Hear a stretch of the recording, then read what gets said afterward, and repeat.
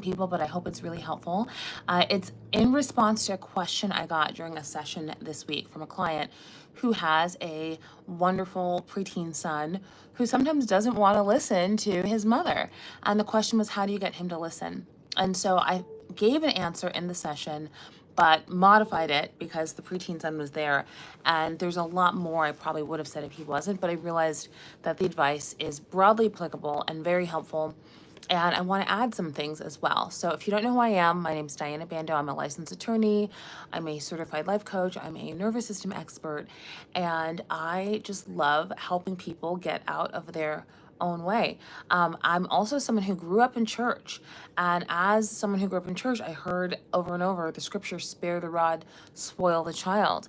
And I was told to believe that that meant that spanking children is what godly parents do who want to discipline their kids. And so this advice isn't just for Christians, but I will be talking about a biblical perspective because that's what I was raised in. And I want to talk about how that scripture has been perverted and how the commonly accepted interpretation is not biblical at all. And then also offer a handful of reasons why, even if hypothetically spare the rod, spoil the child did scripturally mean that you should spank your children, I want to give a list of reasons why you shouldn't do it anyway. But I believe that that's not at all what it says. So let's just get right into it. So like I said, I'm a life coach. I'm also a nervous system or, stress management expert. And so the session I had this week was about nervous system regulation, stress management, and specifically working on helping, this mother and son increase the vocabulary that they could use between each other about explaining their stress levels and also how to decrease their stress levels at will. And they're learning that inside of my program, Calm on Command, which is being recorded live right now. And we're about halfway through. So if you want to be able to have access to live recordings, you can sign up and you'll get the invitations for those dates. So the question, how do you get your child to listen? And before I go into the answer to that, I want to just encourage you to take a step back if you are a parent, particularly if you're a parent with a strong-willed child. And I want you to take a step back and think about this. At some point, hi Savannah, Jade. At some point, your child will be old enough to leave home and they will, do their thing. And at that point, when they're an adult and they're financially or otherwise independent, all you are going to have is the relationship that you developed when they were dependent on you. And so if you want to have a good relationship with your child, the first thing you need to do is when they are in a place where they are dependent on you, you need to not abuse your position of power over them, because the more you abuse that power, the less they're going to want to have to do with you.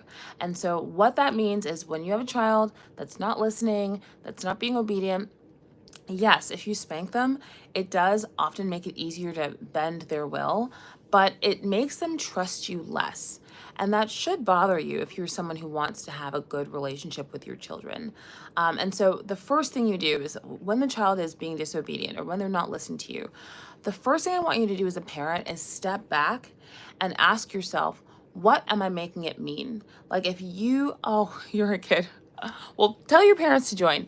If you are making it mean something about you as a person or you as a parent, all of a sudden you're surrendering your power and you're not making it about what they are or aren't doing, and it's about your ego. So take a step back and be like, okay, what am I making it mean? For a lot of parents, if their kids aren't listening, suddenly they're like back in junior high and thinking about the time that they were being bullied or they weren't listening to. And now there's the psychological term is transference, where they're taking their feelings that really belong to somebody else who didn't listen to them and transferring it onto their children.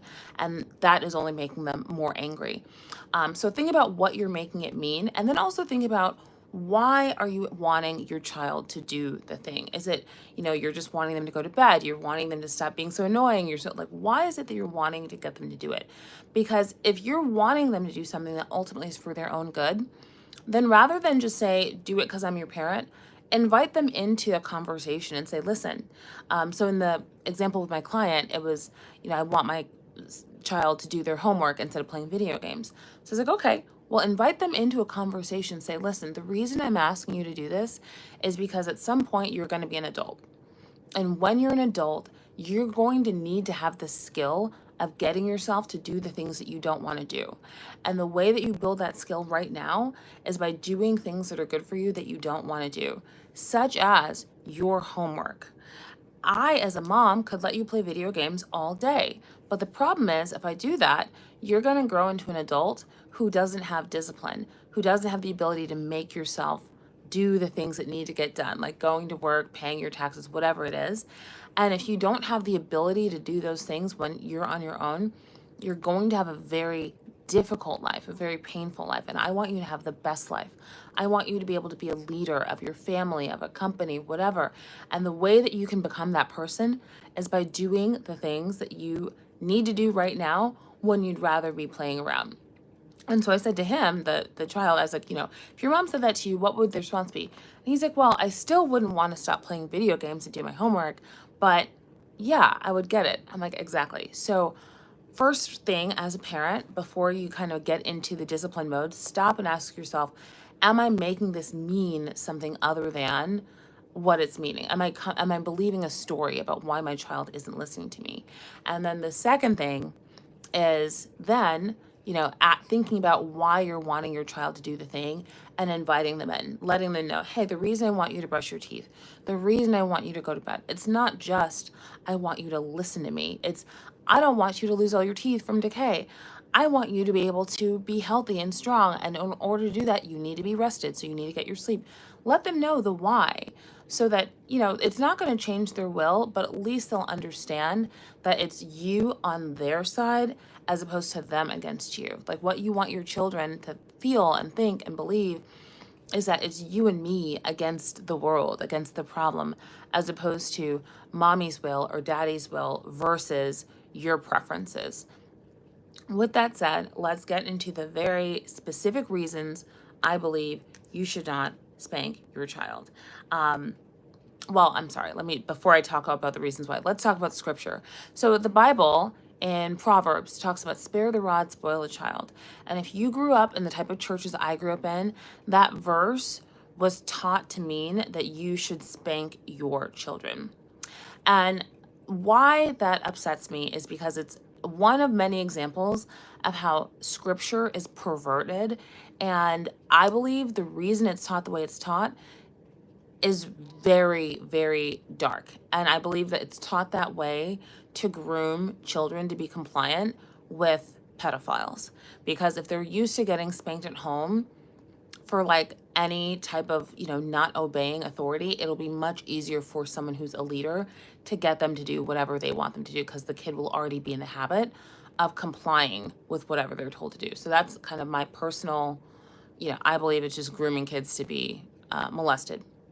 But more importantly, that anytime you are talking about the Bible, scripture, what something means, how it's supposed to be interpreted, it's very dangerous to say, oh, it just needs to be interpreted literally. Why? Because the Bible was not originally written in English. The Bible wasn't originally written in any modern language. So anyone who's reading the Bible today is reading a translation. And if you are someone who speaks multiple languages, I do, you know that there are certain ideas and concepts that cannot be neatly translated from one language to another. There are certain concepts that have layers of nuance and meaning that unless you're part of that culture, you wouldn't get. So the part of the Bible that's talking about spare the rod, spoil the child, it was written at a time and directed to a group of people who were very familiar with shepherdry. They understood the relationship between a shepherd and a sheep. And so metaphors that were based in how a shepherd related to a sheep would land very powerfully because they would get it. When it's talking about spare the rod, spoil the child, it's talking about a parent relating to their child in the way that a shepherd relates to a sheep. And if you know anything about that relationship, it's a very gentle, loving, trusting relationship. In Psalms 23, it talks about the Lord is my shepherd, I shall not want. He makes me lie down in green pastures.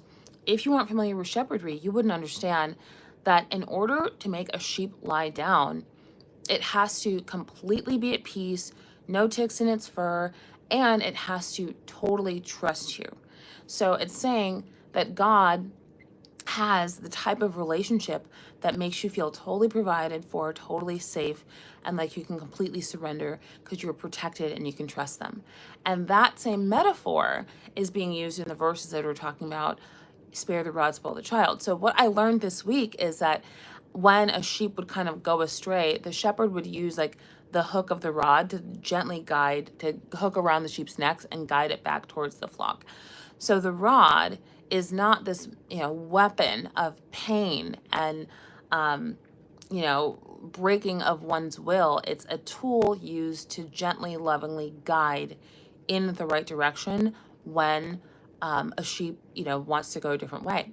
The other thing about the Bible, in addition to, it needing to be read in the context of the history and the culture in which it was written, in order to properly interpret it, you have to make sure it lines up, the interpretation that you're choosing lines up with as much of the rest of the text as possible. And the rest of the text says things like, do unto others as you would have them do unto you. Love your neighbor as you love yourself. In the New Testament, in Colossians, it talks about how parents should not break their child's spirit. All of those other verses, I believe, are inconsistent with using pain as a means of disciplining a child. A child, we're not talking about a fully grown adult, we're talking about the kids. So spare the rod, spoil the child. I believe that means spare discipline, spare loving guidance, spare, like giving the child a sense that you are their shepherd, you are there for them, you do anything for them. Spare that and you spoil a child, not beat the shit out of your kids anytime they disagree with you. And moreover, I believe that you cannot biblically discipline your child unless you are completely calm, grounded, and regulated and in control of yourself, which is why asking the questions about what am I making this mean and why am I getting them to do this will help. Because anytime that you start to spiral, anytime that your nervous system is dysregulated, you are likely hyper-focusing on either the past or the future, and the questions I'm telling you to ask will bring you into the present, which will help you calm down and get to a grounded place where you are able to safely discipline your children. So now, with all of that, I want to get into the specific reasons why, like I said, I believe that spanking children is not consistent with Scripture, but even if I thought it was, here are the reasons why I think it's a bad idea. So number one, it dysregulates the nervous system. And I'm looking at my notes because I don't want to forget anything. So when you spank a child, it activates their stress response, fight, flight, freeze, fawn. And their brain can't learn, can't process, can't self-reflect. And so if you are trying to get them to do something, or if you're trying to get them to answer a question or think, and you're introducing spanking and then asking them questions, like they're literally in a state where it's hard to process information, it's hard to feel safe. They feel like they're in danger, and guess what? They are. You are the danger. And so the only time that children should be in, a fight or flight situation is when there's some sort of external harm. You do not want to be that. So it dysregulates the nervous system. It models power over, not power with. So children learn by watching. That's where the expression monkey see, monkey do comes in. So spanking teaches that violence is a valid way to control others, especially when you're bigger, stronger, or more powerful. And that lesson will make them more susceptible to predators as they get older. It shatters trust, which is the next reason. Children have, their sense of safety is rooted in their relationship with their caregiver. So if pain and love coexist, it creates attachment confusion, shatters their trust in you, it makes it so that they don't know if you're a safe space for them or not. And if you, thank you, Malachi, if you, want like a relationship with your child that's loving when they are, physically no longer dependent on you, one of the ways to do it is making sure that they can trust you. And that's why spanking is just not it. It conditions compliance over conscious choice. So this is the reason that I believe churches really push spare the rod, spoil the child, because it helps groom people to obey without question. And that's very, very helpful if you are a narcissistic leader who wants to get your congregation to do things because you want them to do them, regardless of whether or not they're scriptural. So whether it's you want to manipulate the way people vote, whether it's you want to molest little kids, and by the way, I'm someone who goes to church. So I'm not saying this as like an anti organized religion person. I'm not. Like, I'm a member at a church, I pay tithes. But I am saying, as someone who has grown up in church, I've seen a lot of abuse of power. And I believe that some of the perversions of scripture have been done intentionally by people who want to make sure that it's easier to continue to abuse power. Why would someone want to do that? Because specifically with organized religion, it's a really great way to get rich. And so if you can have a large group of people who don't question the things that you say, it's a great way to amass wealth. And then also it's a great way, as you're amassing that wealth, to consolidate political power for your family and for the people who matter most to you. So this one of, it reinforces, conditioning compliance over conscious choice. Like, just thinking, okay, I'm going to agree because I don't want to get hit. I'm going to agree because, it makes people grow up into adults who are afraid of thinking for themselves, of speaking up, because they've been groomed to believe that if they do, they're going to, experience physical pain. Next, it reinforces unhealed cycles of generational trauma, which is another big one. A lot of people just do things because it's what their parents did. But I'm spanking my kids because my parents spanked me. Like, that's not like, why? Like, if you were spanked and you didn't like it, if you really felt like it was, one of the more negative parts of your formative experience as a child, why would you do that to your children?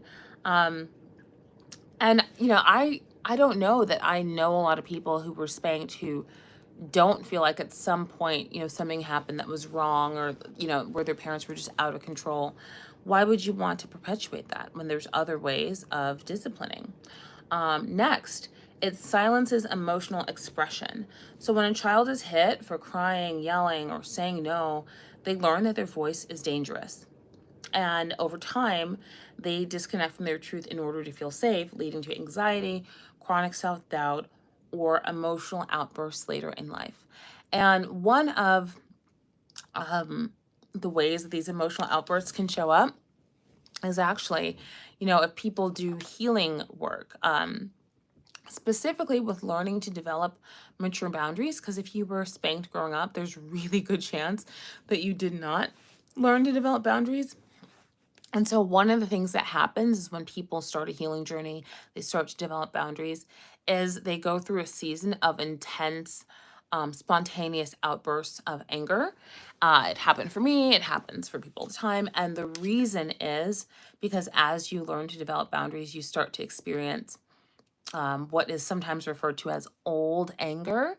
And it's kind of the residue from years or decades of no's that either weren't spoken or weren't honored when they were spoken. So rather than set your child up for all of that, you could just not spank them. Kind of related, it breeds fawning and people pleasing. So the fawn response is when you try to do something to stop someone from hurting you rather than asserting your boundary, rather than just walking away. And so when people are, punished for expressing themselves, they tend to grow up into adults who would rather suppress the truth or lie, to keep others happy, or say yes when they should say no, or overgive, to a point where it hurts their families, over apologize, tolerating disrespect. And, a lot of times in the short term, the parent's just thinking, okay, I'm spanking my child because I want them to go to bed, or I want them to do this or to do that. But what you should think about is, what are you teaching them about what is acceptable? What are you teaching them about love? You're teaching them that love equals pain, that it's acceptable to hurt people to get them to do what you want. Like, if you're a parent, you're like, oh, well, I just want them to obey me. It's like, well, of course you want them to obey you, but how do they know, like, where to draw the line between obeying you and obeying someone else in authority who does not wish them well. It's very confusing. Um, it harms brain development. I mentioned earlier how it, activates the fight or flight response, and this is kind of related to that. Repeated exposure to stress hormones from spanking can impair the prefrontal cortex. When the stress response is activated, the blood flow to the part of their brain, um, which is called the prefrontal cortex, that helps you think straight, is impaired. And so you are impairing that each time you spank your children. There are better tools, which I'm going to talk about in a minute. It damages long-term respect and authority. So while spanking may seem to work in the short term, it corrodes relational respect over time. So kids may obey out of fear, but they will resent and disconnect from you, or they're more likely to resent and disconnect from you later. I can think of someone I know who had a father who was very, very violent when she was growing up, and he died when she was in her early 30s, but she had voluntarily been estranged for years by the time that he died. And I didn't really get to know her dad before he passed. I'm willing to bet that he was just trying to do the best he could do, but using those violent tactics like it made her not want to be close to him, to the point where by the time he died, they didn't have a relationship. Um, so the last couple of reasons, and then I'll talk about what to do instead. It's punishment, not discipline. Discipline is actually from a Latin word that means to teach, and teaching requires presence, not power plays. And parents, must regulate themselves, calm themselves, ground themselves to be worthy of imitation. It promotes secrecy, not safety. This is a big one because I have been involved in helping raise children for about 30 years now. And about 20 years ago, I was involved in youth ministry. And there were parents who would say, "Oh, my kids will talk to you, but they won't talk to me." And I have a host of reasons why I believe that is. But if kids know that they're going to get spanked for telling you things that you don't want to hear, what they're going to do, especially when it comes to things that they're going to do anyway. There's certain things that your child is just going to do anyway. You can make whatever rule you want. They're going to do what they want to do anyway. And with those things, they're more inclined to become secretive, rather than let you know when they're in trouble. So if they go to a party and like things are going sideways and they could have called you to pick you up, but they didn't want to because they're scared of what you would do. And then they end up, being there when someone shows up with a gun, or they end up getting raped or whatever. Like, you want to have the type of relationship where your kid would rather tell you than not tell you. You always obviously want to be the authority, but you don't want to get them to a place where they decide that the best choice that they could make is to be secretive with you. Um, so, and like my little note is, when love is conditional or tied to performance, children learn to hide parts of themselves. And that really should break your heart, which leads to lying, emotional suppression, perfectionism, fear of punishment, not trust in love. Next, it delays emotional maturity, which again, I feel like at this point, maybe I'm like beating a dead horse, but I just want you to think about, what there's this conventional wisdom that spanking is old school, it's biblical, but this is actually what you're doing when you spank your child. It weaponizes love. And, I don't know if there's ever been a study of like romantic dating patterns amongst kids who were spanked growing up, but I'm willing to bet that if you compared children who, corporal punishment was part of their upbringing, it was normal, and ones who weren't, the ones who were spanked are more likely to choose toxic partners because they learn from a very young age that someone can love you and also hurt you, and it's okay because their parents did it. So it weaponizes love. When you hit someone and tell them I did it because I love you, you teach them to associate pain with care, which creates internal confusion and can make abusive dynamics feel familiar or even comforting in adulthood. So, in conclusion, I'm saying I don't think this is biblical at all, because the other thing that the Bible talks about is how you can know, good versus evil by the fruit of it. So if something has a whole bunch of negative results, if the fruit is negative, it's not of God. And I believe, specifically with spanking, specifically if you're doing it from a place where you are not in control of your emotional state, not of God, there's too many negative side effects, short term, long term, psychological, relational, for this to be part of what God's plan is for a relationship between parent and child. Um, and then, the metaphor that I like to think of for the relationship with your child is like, think of them as like a garden, like your relationship with them is like a garden, and you want to um, prune it and love it. Like, how do you make a garden blossom? Like, you don't spank plants, you give them sunlight and soil and, water and all these different things. You pull the weeds, but you tend to a garden with love, and that is how you make it grow. And it's the same with your children. They're a gift. They are loaned to you by, whatever you believe, whether it's God, universe, quantum field, infinite intelligence. I don't care what label you use. But they're children for a season, and then they're adults for a really long time. And when they become adults, you have the relationship that you built through your choices when they were dependent on you. And so the purpose of this video is to give you some things to think about, especially if you're someone like I was, who grew up hearing over and over, spare the rod, spoil the child, and who grew up in environments where spanking children was normal. Like, I went to a private Christian school where the principal would spank the kids. My parents, spanked my brother and sister and I. It was normal in their culture to just beat kids for any reason at all. Like, you came home with an A minus, you get beaten because it wasn't an A plus. So, this is very much not the mindset, the ideology I grew up with. These are conclusions I've drawn and growing up and observing behavioral patterns and outcomes, and then also studying the nervous system and how it works, and understanding that the way that our nervous system shapes our behavior is it makes us gravitate towards what's familiar. And so if family of origin, original caretakers using pain to get you to submit is familiar, that is what you will seek, whether it's from an employer, whether it's from a romantic partner, whether it's from your friends. Like, that is what's going to feel familiar to you, and your nervous system feels most safe when it's in familiar settings, which is why building new habits can be difficult, which is why, moving is difficult, which is why, just changing up your schedule can be difficult, because what we prefer is to maintain the status quo.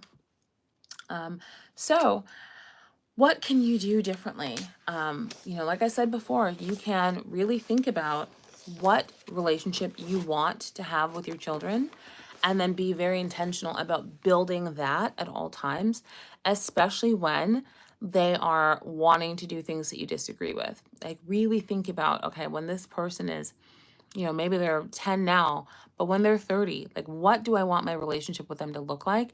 And discipline through the lens of a desire for an intimate long-term relationship. Discipline through the lens of doing unto others as you'd have them do unto you.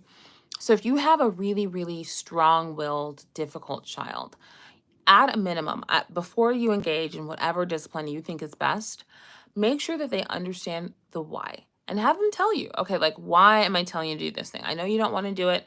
I know you might not do it, but talk to me. Tell me why I'm asking you to do this thing, and make them tell you that they understand why you're asking them, and also make sure that they understand why it benefits them to do the thing that you're wanting them to do. And if the thing that you're wanting them to do doesn't benefit them, also think about why you're asking them to do it. If it's just like, oh, I want you to grab me the remote from the other bedroom. Well, I mean, that's fine, but think about, like I said, you're going to, at some point, they're going to be a fully grown adult, they're going to be out of the house. You are going to have the relationship that you built. And if your relationship that you built is you being a bully who barks orders at them, they're not going to want to be very close to you. So if you don't care, if you'd rather just have the remote control rather than get it yourself, fine.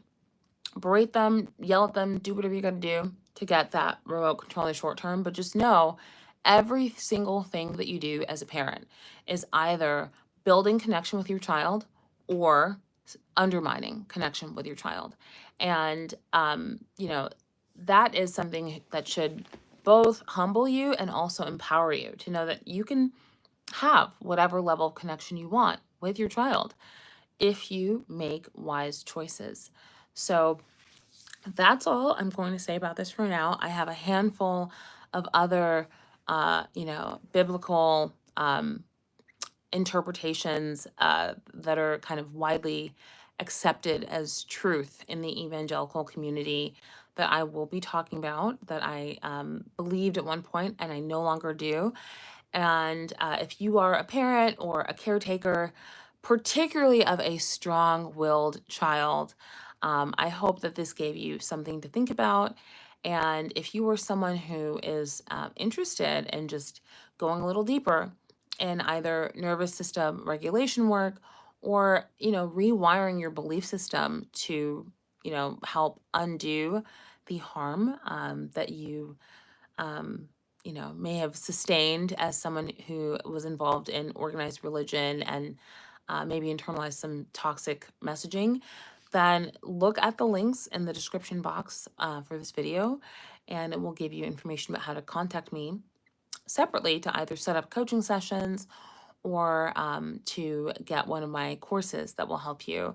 One of the things that I absolutely, absolutely recommend is getting the Future Self Protocol, and it's a guided activation that will help you think about what you want your life to be like in 10 years. And why I think that's so helpful with parenting is sometimes you can get so consumed in like right now and the day to day and just like helping your tiny humans just make it through the week, that it's easy to forget that there's a big picture. They really do grow up quickly and they'll be out of the house before you know it. So reconnecting with that big term vision can help you, when you're in those moments where you're feeling frustrated or overwhelmed, they're not listening, it's time for bed, they got to get their homework done, and you just want to scream, will help you in those moments thinking, okay, like there's a long-term plan here and we're not going to act based on what we want in the moment. We're going to act based on the relationship that we want to have 10, 20, 30, 40 years from now. So I hope that's helpful. This video was definitely longer than I thought it would be, but I just felt like this needed to be shared. And I just didn't want to break it up into multiple videos. So if you liked this message, definitely make sure you're subscribed. There will be more content. I focus on, all things nervous system regulation, how it impacts every single area of your life, whether it's your health, your relationships, your finances, your career, your spiritual life. And so if that is something you're interested in, make sure you are subscribed. And if you'd like to work with me one-on-one on naturally learning how to control your stress levels, the information is in the description box. So that is all for now. I'll see you in the next one. Bye.